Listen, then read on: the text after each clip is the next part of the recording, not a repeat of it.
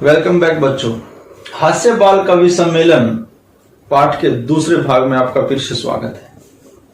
पहले दो जो कवि थे गजाधर और कालांतक, इन दोनों के बारे में हमने पहले पाठ में पढ़ा था।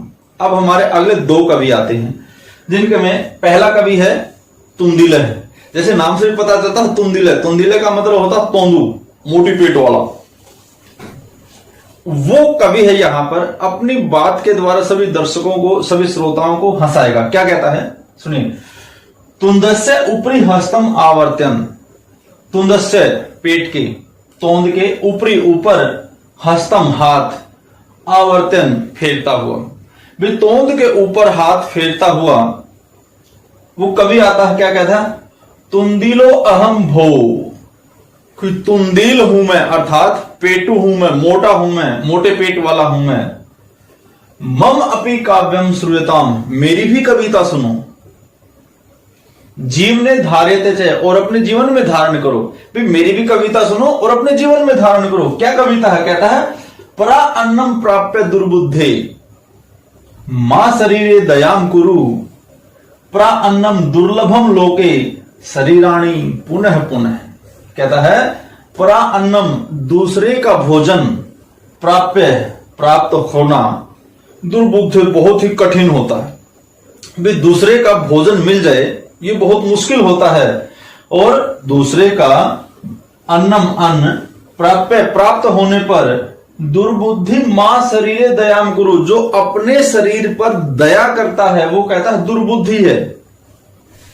क्यों?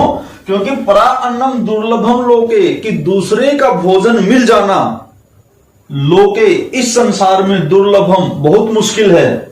शरीराणी पुनः पुनः, शरीर तो बार बार मिलता रहता है, इसलिए दूसरे का भोजन खाने का मौका बार बार नहीं मिलता, लेकिन शरीर बार बार मिल जाता है। यहां पर कवि कहना चाहता है कि जब भी आपको दूसरे का भोजन खाने का मौका मिले तुरंत टूट पड़ो, छोड़ो मत, उसे खा जाओ।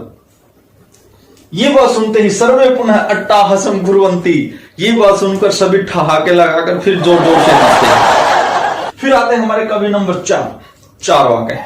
चारवाक क्या कहते हैं? आम आम हा हा हा शरीरस्य पोषणम सर्वथा उचितम एव, भी शरीर का पोषण करना, शरीर को हष्ट पुष्ट रखना सर्वथा उचितम एव, हमेशा सही होता है। भी हमेशा शरीर को हष्ट पुष्ट रखो। उसके लिए कहता यदि धनम नास्ति, यदि उसके लिए धनम नास्ति, धन नहीं है, तदा तब ऋणम कृत्वा, ऋण लेकर भी, उधार लेकर भी, पौष्टिकम पदार्थम भोक्तव्यम, पौष्टिक भोजन खाना चाहिए।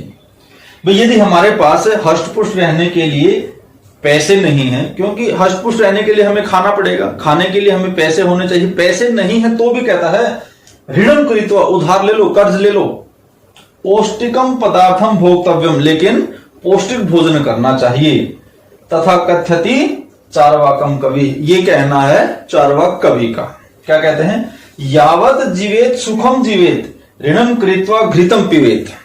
भाई यावत जीवेत, जब तक जीवित रहो, सुखम जीवेत, सुख पूर्वक जीना चाहिए। ऋणम कृत्वा घृतम पीवेत, ऋण लो, भले ही ऋण लो, और घृतम पीवेत, घी पीते रहो। ऋण लेकर भी आप घी पीते रहो ताकि आप स्पष्ट रहो, और स्पष्ट मतलब स्वस्थ रहोगे, घी पियोगे तो उससे क्या होगा? आप हष्ट पुष्ट रहोगे।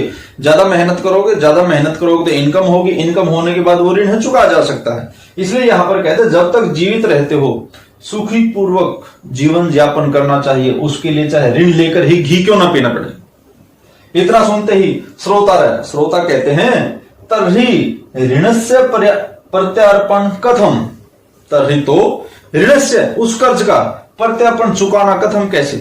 भी वो जो कर्ज लिया है उसको हम कैसे चुकाएंगे?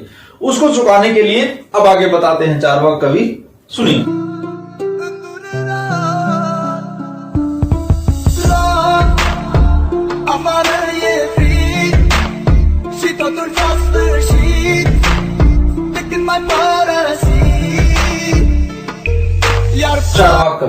चारवाक कवि कहते हैं आगे, श्रूयता मम अवशिष्टम काव्यम, मेरे अगले काव्य को सुनिए, अवशिष्ट काव्य को सुनिए। क्या है वो काव्य?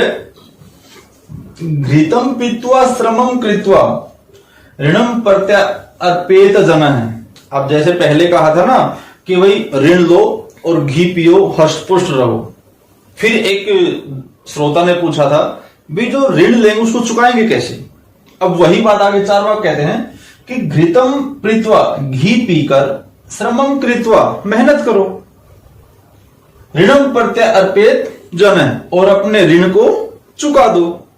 ये बात कहते हैं भाई घी पियो, मेहनत करो, और जो ऐसा करेगा वो व्यक्ति ऋणम प्रत्यय अर्पित, अपने ऋण को चुका देगा। ये बात सुनते ही, उनकी बातें सुनते ही सामने जो श्रोता बैठे थे उनमें से एक बालक कहता है, बालक है, सूर्यताम सूर्यताम भो, अरे सुनो सुनो, मेरी भी सुनो। ये बात कहता मम अपि काव्यम, कि मेरी भी एक कविता है। गदाधरम कविम च एव तुंदिलम भोज्य लोलुपम कालांतकम तथा वैद्य चारवाकम च नमामि अहम। कहता है कि गदाधरम कविम, गजधर कवि, च एव तुंदिलकम, और दूसरा तुंदिल पेटू, जो भोज्य लोलुपम, जो भोजन का लालची था, कालांतक था, च वैद्यम, और कालांतक वेद, चारवाकम, और चारवाक, ऐसे कवियों को नमामि अहम, मैं नमन करता हूं, प्रणाम करता हूं। ये बातें सुनकर काव्यम श्रावित्वा, ये कविता सुनकर हा हा हा इति, हा हा हा हा करके हंसती, सभी हंसते हैं। अन्य च अपि हसंती, और दूसरे भी हंसने लग जाते हैं। सर्वे गृहम गच्छन्ति, और अंत में सभी अपने अपने घर चले जाते हैं। तो बच्चों, ये था आपका हास्य बाल कवि सम्मेलन पाठ। ये वीडियो आपको कैसा लगा कमेंट बॉक्स में जरूर बताएं, क्योंकि इसके 2 पार्ट थे। आपने दोनों पार्टों को देखा तो कमेंट बॉक्स में कमेंट करके जरूर बताएं। लाइक करें, चैनल को सब्सक्राइब करें, ताकि हर नई वीडियो आपको तुरंत अपडेट मिले, और अपने दोस्तों के साथ चैनल को शेयर करें। तो मिलते हैं फिर। Thank you.